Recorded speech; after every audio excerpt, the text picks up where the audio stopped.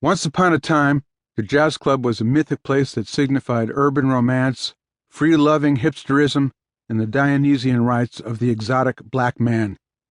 In short, the dread possibility of ecstasy.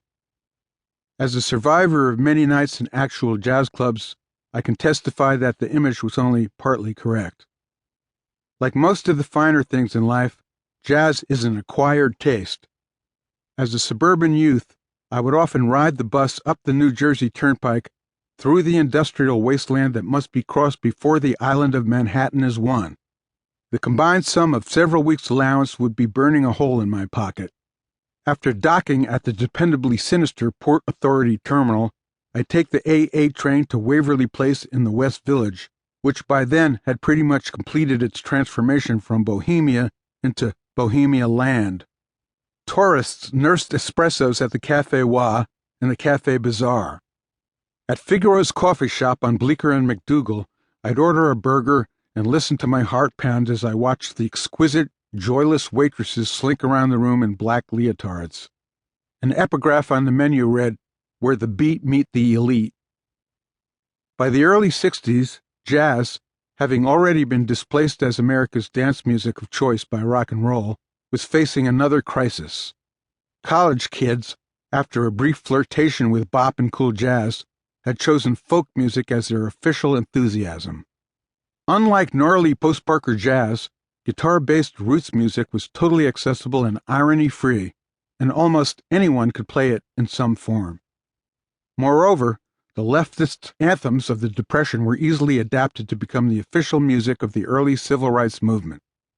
New clubs featuring Dylan, the Terriers, Judy Collins, Richie Havens, and the like were pulling in a huge share of the business. Nevertheless, the Village was still the best place to hear jazz in its last glorious incarnation. At the Village Vanguard, my distress at being the youngest person in the audience would dissolve as soon as the music started. In the early 60s, God stood on that tiny stage. A lot of them drank J&B and smoked Luckies, but they were gods just the same.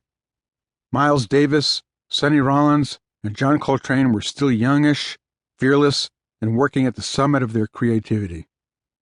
The proprietor, Max Gordon, once he got to know my face, used to seat me at the banquette next to the drum kit and give me a flat bar Coke.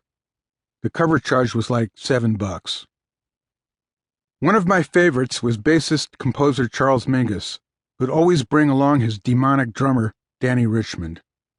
Every time Richmond started banging out that triple time, the vibration of his sizzle cymbal would move my glass towards the edge of the table, and I'd have to push it back to the center. I remember Mingus halting a tune in mid-gallop to lecture us on race, politics, cheating record companies, and hypocrisy, both black and white. Watching this tempestuous artist at work, I found the extra musical events just as exciting as the music. I have to admit cringing, though, when Mingus, on one of his rougher nights, started screaming Uncle Tom at old Coleman Hawkins, who was sitting at the bar. Hawk just gave him a world-weary smile and took another swig. Once, when I complimented pianist Jackie Byard after a set, he actually sat down at my table and graciously answered some questions about the music. As the premier club in New York at that time, the Vanguard attracted a crowd that was a mix of serious fans and tourists. Of course, there would always be the young preppy in a blazer sitting with his date, attractive in a little black dress. Imagine a split screen. On the left, the kid's eyes are wide, his face is flushed, he's transfixed. He can't believe he's finally in a real jazz club 12 feet away from the great John Coltrane, who's blowing up a hurricane. His date, on the right side of the screen, is in hell. Although she's heard her boyfriend talk about jazz, this is her first real exposure. She's been in this tiny, smoky, smelly room for almost an hour now, nursing screwdrivers and being forced to listen to four Negroes create a din that sounds like nothing imagined on God's earth. She's got her head and her hands down on the table because it hurts, a real pounder behind the eyes. Most humiliating is the fact that her boyfriend has forsaken her for a black man who seems to be using a silver horn as a satanic instrument of masturbation. The two sides of the screen merge when she finally pulls on her date's arm and demands